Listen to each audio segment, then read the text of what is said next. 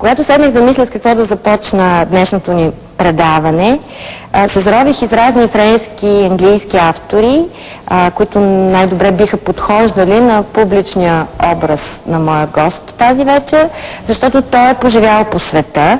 Не намирах нищо и изведнъж се сетих Екзюпери. Това ми трябва, той е човекът. Защото моят гост тази вечер изглежда като човек, който умее да мечтае. Нали знаете, някъде в началото те с Малкия принц, Екзюпери и Малкия принц, си рисуват разни неща и става ясно, че това, което изглежда на пръв поглед като шапка, е бла, глътнала слон. Там някъде става ясно също, че сме позабравили детето в себе си, покрили сме го с прашни купчени книжа, с много суета, алчност, прагматичност и конформизъм, с самосъжаление и егоцентризъм. Същото наглед малка книжка, малко по-късно, една много малка лисица казва: ето моята тайна, тя е много проста. Най-хубавото се вижда само със сърцето. Най-същественото е невидимо за очите. Може би го знаеш, може би го чуваш за първи път, но е вярно, нали?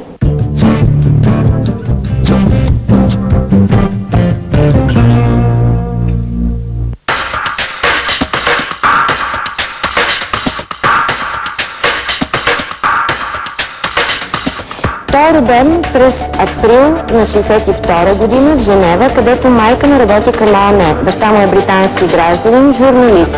Той е завършил електронна техника в Техническия университет в София, емигрира от България през 1988 година, учи в Лондон и получава магистърска степен по макроекономика от London School of Economics. Работи във френските фирми БИС и Луи Драйфус. През 1991 година създава българската аудиторска компания, става член на Демократическата партия. Служебното правителство на Стефан Софиянски е заместник министър по търговията, съветник е на вице-премиера и министър на промишлеността Александър Бошков в правителството на Иван Костов. През 1997 година назначен за подуправител на БНБ, наричат го шеф на валутния борд. През 2003 година става изпълнителен директор на Пощенска банка. Година след това напуска и се заема с инвестиционна дейност в недвижими имоти. Известен е сред журналистите с лаконичността си и той е Мартин Заимов.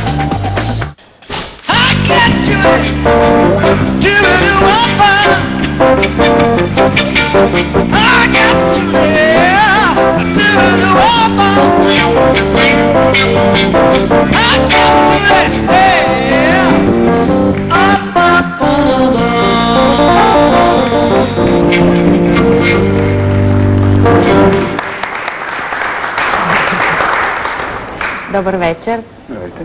Ходите ли на пиано барове? Много често. Така ли? Да. Кой е любимия ви в София? На Васко Петров, но долу до... Недалече от БНБ, да. Недалече от БНБ. Ориентирате се спрямо положението на БНБ. Вие за това говорихте. Така е, така е. Влизате в този пиано бар, т.е. бяхте на ролкови кънки. Колко са... Това е един доста оригинален начин за влизане в пиано бар. Между другото, никой от гостите ни не го е правил до сега. Колко са начините, по които бихте могъл да влезете? Знам, че на сърф би могло да е с яхта. На сърф тук не може. Така да е общо. Искам да кажа с какви неща съм се придвижвал. Да, с какви неща сте се придвижвали? Най-интересните са тези, които са във въздуха. Парашут, парапланер, после всички неща, които са в реки. Са много интересни също. Специално тези реки, които са по-бурни. Сърф, но това е в морето. Вие сте един от първите хора в България, който се е научил да кара сърф, нали така? Верно е това, да. И вярно ли е, че сте изчезвал за цели дни с сърфа си, минавайки разстоянието между Созопол и Варна? И това е верно. Това не е ли много опасно? Ами аз ще ви кажа, дори ще коригирам това, което казахте тук, че съм емигрирал в 88-та. Не сте. Емигрирах в 86-та, а сърф, освен че ми доставяш удоволствие, карах големи разстояния, защото исках да избягам в Турция. Аз много давно исках да избягам, да. Наистина? Да, наистина. Това е страхотно, обаче не Бях сте го решил, успял. но просто се оказа, че има по-лесен начин. С самолет. Много интересна биография имате. Бихте ли я вие разказал, защото постоянно четем някакви интерпретации по нея? В Китай има една поговорка, която е, как се казва, проклятие. Да живееш в интересни времена? Да имаш интересен живот, да. И да живееш в интересни времена. И да живееш в интересни времена също. Клетва. Китайците го смятат това за проклятие. Сега при нас е различно. И? И какво? Добре, да започнем от там. Баща ви, какъв беше той? Опишете го. Баща ми беше световно известен репортер, военен репортер. Значи бил е в всички възможни конфликти във Втората световна война. И след това всички възможни сериозни конфликти, като минете през Далечния изток, Виетнам, после Ливан, Марокко в териториите. Не мога дори да се сета за всички. В момента, в който имаше някъде война, той отиваше там да бъде репортер. Минава ли ви е през ум на вас или на брат ви да се занимавате с такава работа, с журналистика, да бъдете кореспондент? Никога не ми е минало да бъда журналист. Защо? Защото журналистите отразяват нещо, което други хора правят. И обичате да правите? Или правя, или просто се занимавам със себе си. А сега се занимавате с инвестиционна дейност в недвижими или по-скоро доскоро? Не само недвижими, дялове също в дружество. Какво означава това? Какво представлява вашата работа? Това означава, работа? ако вие имате компания, имате нужда от финансиране, едната възможност е банково финансиране, другата възможност е инвеститори в вашите дялове, на английски private equity. Продавате част от дяловете си, може да са малък дял, може да са голям дял, и по този начин нямате тежестта на банковото финансиране, което банково финансиране трябва през определен период да плащаш лихва, после да плащаш главницата, докато този, който е влязъл вътре като дялов участник, той очаква да спечели от дейността точно толкова, колкото собственика, който го е поканил. Това е разликата. Колко езика владеете? Чакайте да видим. С двете ръце. Не, с едната. Със сигурност говоря много добре 4. Това са английски, френски, руски и български. И още 2 се оправям на гръцки и италиански. На гръцки? Не ли много трудно? Ще ви кажа, че не е много хубаво да знаете много езици. Това е негативно нещо. Аз съм работил с много хора. Общо хората, които са научили много езици, това показва една отвореност. Не бих казал това. По-скоро една отвореност и едно желание да опознаеш прекалено много неща. Което значи, че съответно не ти е чак толкова лесно да бъдеш... Вниманието не се фокусира върху едно нещо. Не си работяга работник. Ами си любопитен, любознателен. Да, когато искаш, например, създаваме с вас екипи, ще правим това предаване. Ако вие със същото време искате да се занимавате с ролкови кънки, с плуване и с още нещо, предаването ще страда. Същото и с езиците. Хора, които са научили много езици, те са много полезни като преводачи, като така, но иначе не е много добра референция.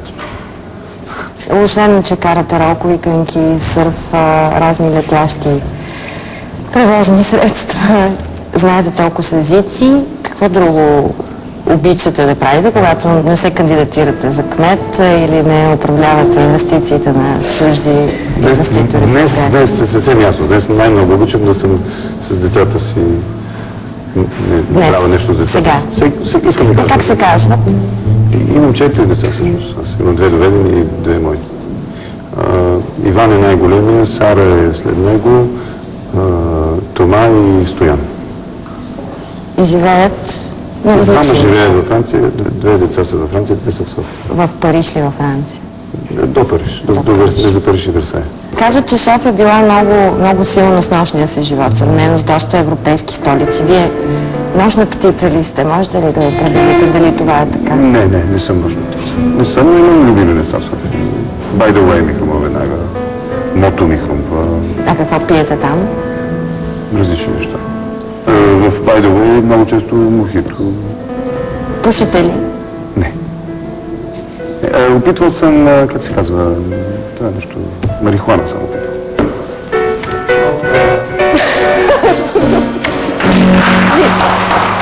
Искам да... Това не значи, че пуша. Също съм палил цигара. Аз се очудих, че си признахте съвсем така... Не виждам нищо. От сърце и сам пожелахте да го кажете. Иначе да кажа, случило ми се няколко пъти, но не виждам... Аз не виждам нищо лошо. Всъщност, какво изпитахте, когато емигрирахте 86-та година? Как се случи точно? Технологично, как се извърши това? Работех за кандидатурата на София за Олимпийските игри, като загубихме от Албервил. просто останах в Швейцария. Да. А някой от вашите близки знаеше ли за това ваше решение? Защото съм говорила с други хора, които са мигрирали преди 89-та. Те твърдят, че на никого не са казвали. Предполагам, че подозираха, защото видяха, че някои мои ценни неща, човек пътува с обикновен куфар, не тръгва с много неща. Аз имах много книги. И видяха, че 5-6 такива мои любими неща, няколко книги, някак си ги пакетирах вътре. Кои книги взехте със себе си тогава? Ами чакайте да си спомня, защото тогава... Има една книга на един човек, който се казва Уилям Уилис. И когато се казва, не помня точно името, но той е много интересен човек, който на голяма възраст, мисля, че до 70 години започва с салове да прекосява океаните. Първо прекосява Атлантическия океан, после Тихия океан и изчезва в морето на третия път, мисля, че неговата книга, едната със сигурност. Не помня, 4-5 бяха. И тръгнахте, защото се чувствате недостатъчно свободен тук, предполагам, нали? Да, не може да понасям това, което беше тук. Слушахте ли Свободна Европа? BBC. BBC. Тайно. Всички слушаха тайно. Имаше някакъв страх, да. Имаше някакъв страх, но един приятел напоследък ми напомни една история, която аз бях забравил. Искам да кажа, нахален бях. Сега си давам сметка колко това е по някакъв начин съм злоупотребявал, защото в крайна сметка, след като всички се страхуват, моето е било малко по-късно. Но той ми напомни, че сме ходили по площада Батенберг сега, срещу двореца. И аз съм се разкрещял да се разруши този мавзолей и този човек вътре да се разкара. Пада Берлинската стена. Бях там. Вие сте там? Бях, разбира се. В Берлин? Да. И какво беше? И много беше вълнуващо, изключително вълнуващо. Изключително вълнуващо, не мога да кажа. Значи аз съм минавал в комунизма през Чекпоинт Чарли, през това Фридрихштрасе долу. Когато се съдареше стената, беше нещо много вълнуващо. Много. Същото, както първите тук бях на първите митинги. Върнах се от чужбина. Тоест вие тогава се върнахте? Почнах да идвам. Бях за всеки митинг, за всички избори. После тук бързо спадна ентусиазма, там продължи по-дълго. Понеже ме питате за баща ми, мога да ви разкажа една много хубава история, която всъщност не е разказана за първи път в последните 2 седмици, може би за трети път, защото си говоря с най-различни хора и те ми казват, няма никакъв смисъл, всичко е напълно разрушено, разбито и така. И баща ми разказва, бил още тогава журналист и бил в Берлин след войната, влиза с войските вътре и ми е разказал как в един напълно разрушен град, като казвам напълно разрушен, значи представете си само купчени тухли. Нищо няма. И така някой друга стена стои. И възрастен човек, който събира тухла по тухла, така че за една черчица ги чисти. И той отива при него, така ми го разказва, както аз ви разказвам на вас. Отива при него и казва, той говореше добре немски, защото е роден във Виена всъщност. Отива при него и казва, какво правите? Това е безмислено. И аз дигам глава и съвсем така спокойно му казвам, да се трябва да се почне от някъде. Да. Това е едно от нещо, което е факт във всички ситуации. В смисъл, това прави живота да е живот и човека да е човек. Ами ще ви дам един прост пример. Значи аз нямам време да говоря много дълго с всички хора, с които се ръкувам, но основното нещо, което искам да видя, дали мога да ги усмихна. Значи 9 от 10 човека успявам да се усмихна. Без аз самия да съм, виждате ме, да съм чак толкова усмихнат.